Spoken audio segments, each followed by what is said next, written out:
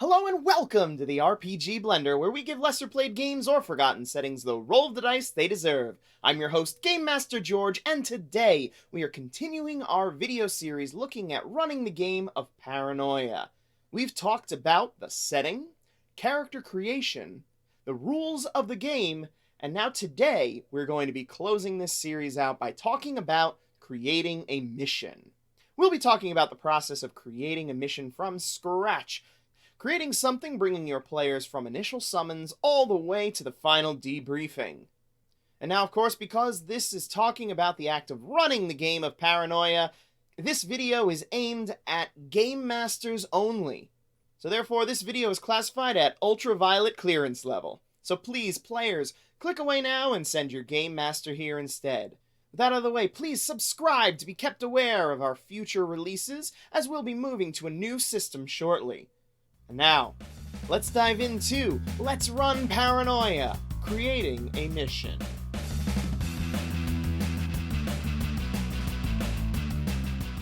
So the first thing to talk about when designing a mission is the tone of the game that you're looking to set. There are generally 3 different ways that you could run a game of Paranoia. Of course, in the end, it comes down to the way that your players and you interact, what kind of people you are. But the standard 3 ways that I would say are comedic dystopian, which is, generally speaking, the standard format for Paranoia. This is a game where you have all the things that you would see in any dystopian novel, but they're not taken seriously by the people within the world. Things that are pretty dark are played for humor instead of horror. Now, you could go the opposite direction and go for a pure dystopian world. You could try to create something like a Blade Runner scenario. Take everything very seriously and use this setting to explore a true dystopian world without some of the lighter aspects of the game. This isn't for everybody, and when it comes to Paranoia, it's not something that I'm personally drawn to. Now, the other side of the coin is pure slapstick. This is where any of the setting elements, the whole Big Brother stuff, is really glossed over in favor of just slapstick humor. Whatever's funny is going to happen. There's nothing wrong with this style of gameplay, but I think that when you go in this direction, you lose some of what makes Paranoia special. So because of that, we're going to be approaching the design of this mission as if we are going for the neutral scenario, where we have the dystopian setting, and we have the comedy, and we're trying to strike a balance between the two. Now, you've got your players, you understand the tone that you're trying to set for your game, and you're ready to send them on their first mission. When it comes to designing a mission, I find that there are a few certain steps that you can take in order to get some bare bones to fill in with the meat of the mission. These steps are the summons, the briefing, the equipment, the secret missions, the travel, the assignment, the complication, and the debrief. Each of these individual pieces serves as a scene in your adventure.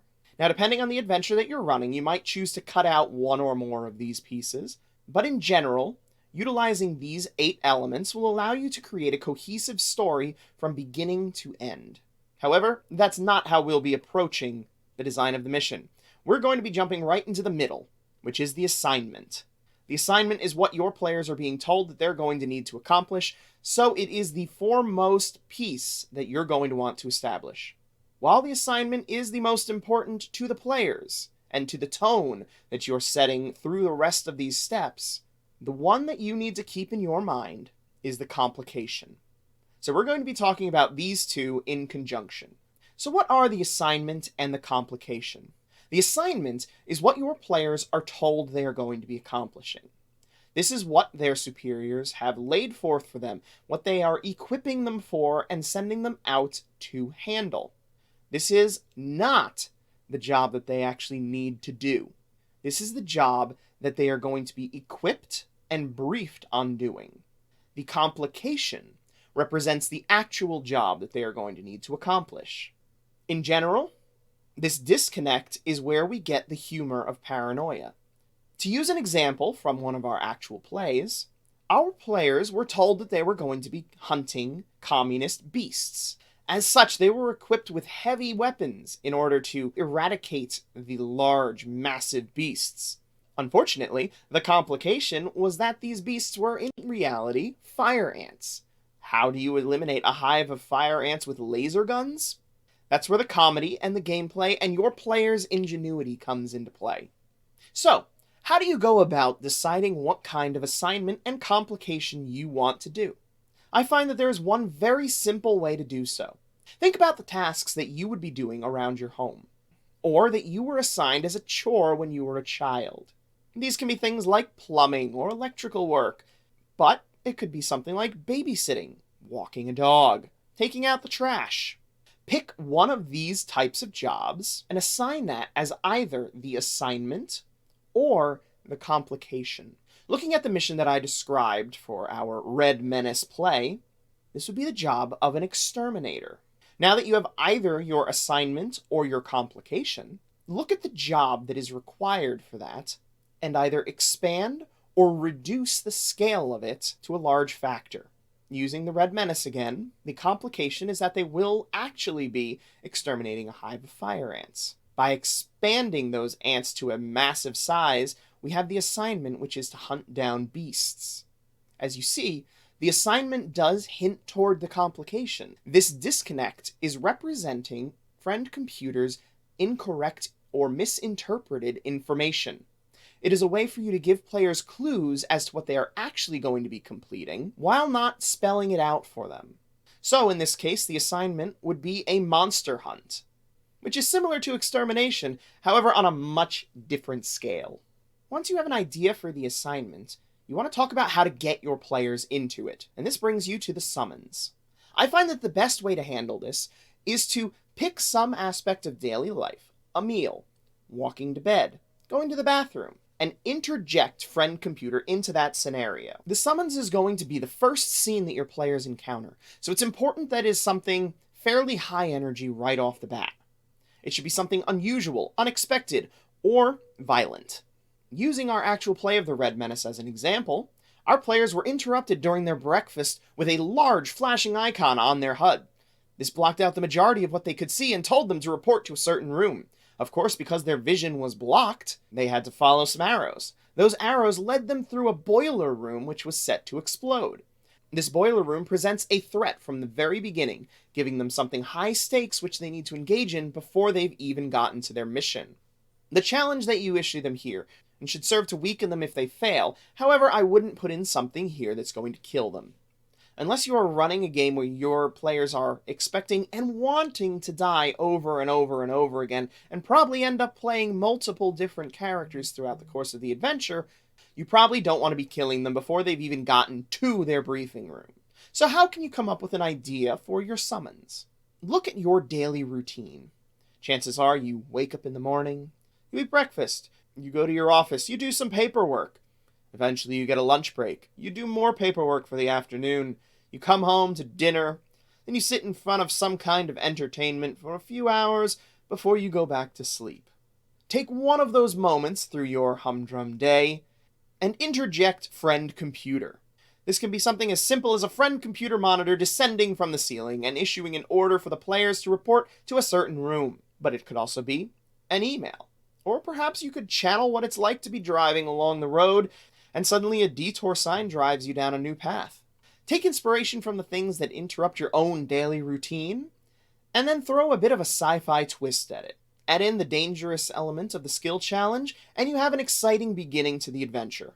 Now once your players have completed that introductory scene, they make their way to the briefing room. This is where an NPC is going to be delivering the mission statement to them. The assignment, not the complication. The key to creating a good briefing is to introduce an element of chaos. If your players are able to come in, sit down, talk to their briefing officer, and ask any questions that they might want, they might get a little bit too much information. So what you want to do is you want to introduce something that is causing interference for them or putting a heavy time limit on them. For instance, in the Red Menace, I had them make their way to an underground bunker. Within that bunker, there is a red warning light going on and a loud alarm blaring, making it almost impossible to hear what anybody is saying. This gave the opportunity for the players to receive their briefing, but not be able to ask any questions in return. That way there is no chance that you'll accidentally slip up and reveal some important element of the complication. Now that's not to say that questions are bad. Questions are very good if you can answer them in a misleading way. The more misleading and twisted information you can give them during the briefing, the better. In all, the briefing can be a very short scene if you like, or it can be something extended.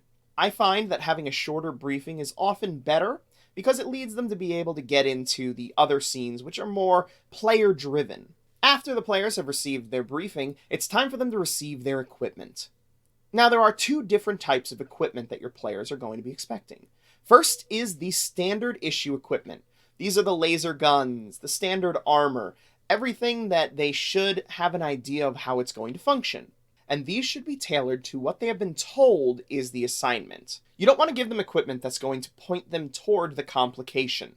So if your players think that they're going to be hunting beasts, which are in reality tiny ants, don't give them insecticide, give them a large laser gun.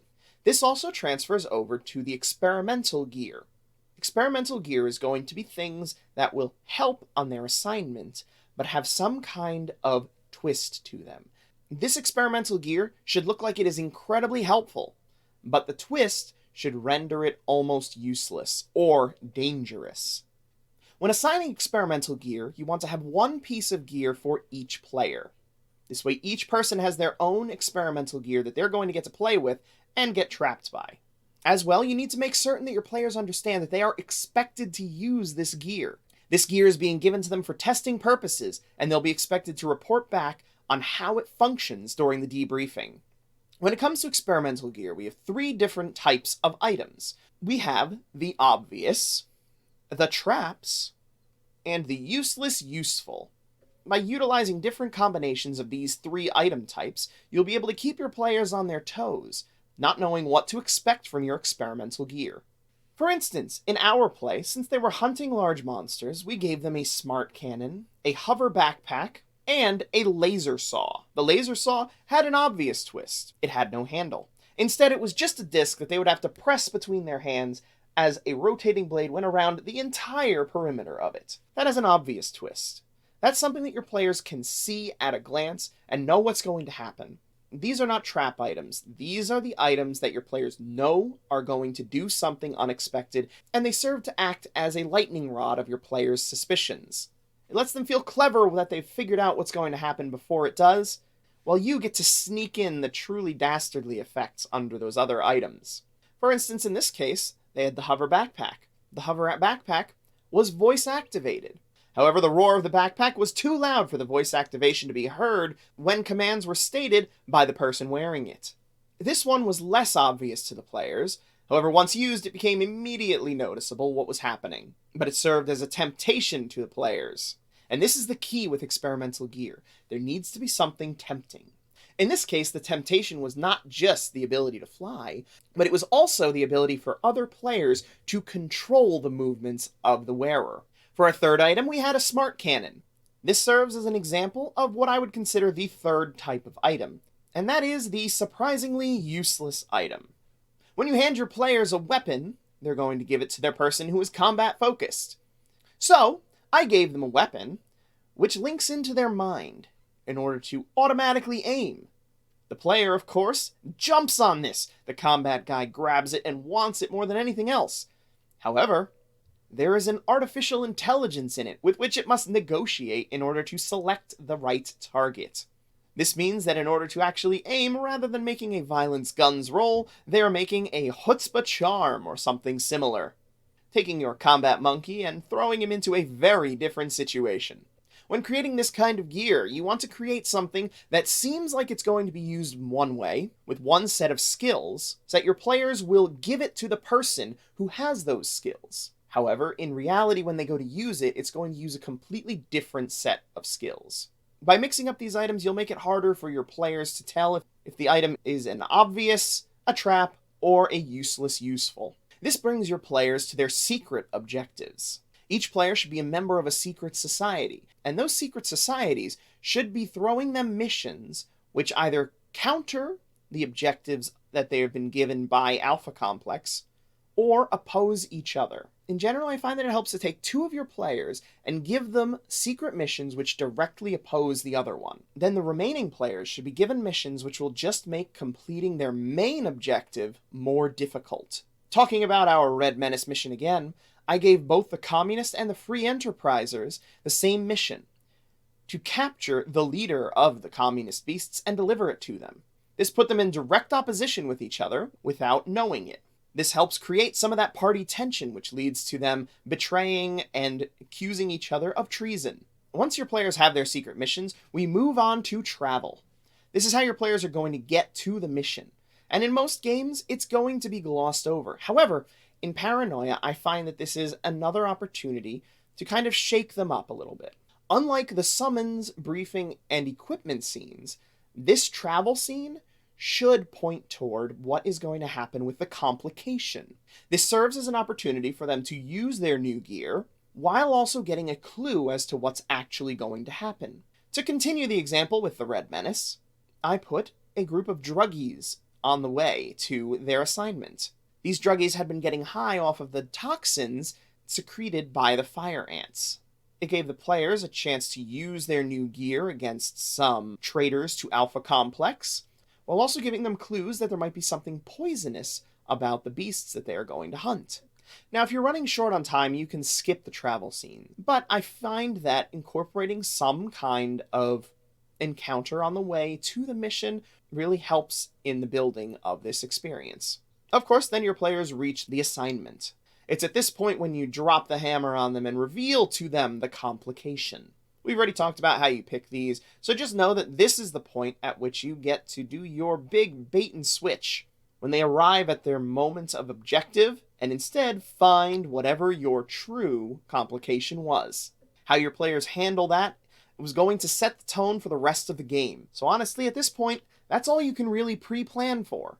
Instead, what I'm going to tell you now is how to handle the debriefing. So since we can't really predict what your players are going to do to handle this Complication, instead, we're going to talk more in detail about how you use that against them. See, the final step in any mission in Paranoia is the debriefing. The debriefing is when you're going to get to interrogate your players about anything that they did during this mission. You should have a notebook next to you. Anytime that your players do anything that could be even slightly misconstrued, you should note that down. In one of our plays, for instance, one of the players, having just rolled their third friend computer summoning, let out a cry of "Stupid computer, die!" I wrote down that they stated, "Stupid computer, die!" and made sure to mention that during the debriefing. The things that you're going to catch your players for do not need to be in character. Absolutely call the out-of-character metagame stuff that they do into question here. This is one of the reasons that I like to give my players props. It gives a chance for them to really interact with it, and then to do something stupid with it, and for you to then call them on it later. In one of our games, our players had to infiltrate a secret society of LARPers. I gave the player, who was going to be the wizard, a Pikachu hat. Naturally, this Pikachu hat was yellow. The player put it on, not thinking about it, and continued wearing it back to their debriefing. Why do you have gear above your clearance level? As a red is not allowed to own anything that is yellow. During this debriefing, you want to make it your goal to give each player at least one treason star. You don't need to, of course. If you want your game to be less lethal or more lethal, you can give them less or more. But I find that at least one treason star serves to show your players that anything that they do, it's not going to matter in the end. Friend Computer and Alpha Complex are going to get them. And this knowledge really frees them up from having to try to think of the ideal way of doing things, knowing that no matter what they do, they're going to be caught and eventually they're going to die. And that brings this all home to the simple message when it comes to creating a mission in Paranoia. And that is to create a story from their hopeless struggle. Your players cannot win a game of Paranoia. The world is stacked against them.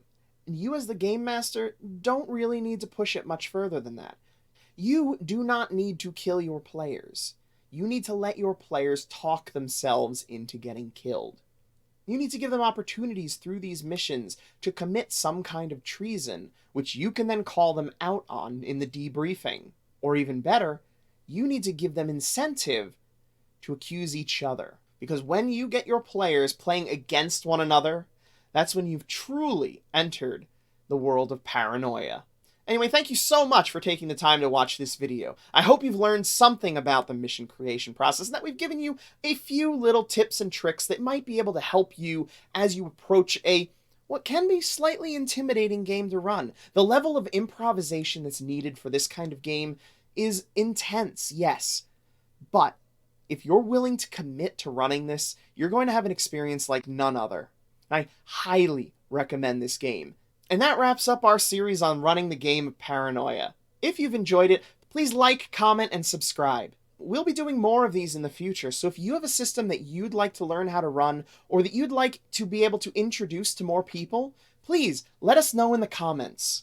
Meanwhile, for the month of October, we have a special grab bag gaming that's going to be coming up. So please make sure that you've subscribed and clicked that notification bell in order to be alerted when it goes live. We'll also be looking into expanding over to Twitch, so if you'd like to see us play a tabletop game live, or if you'd like to come hang out with us as we chill out with some video games, please go check us out at Twitch at RPG Blender. That's all for today, folks. Thank you again, and remember, there's gaming outside the Forgotten Realms.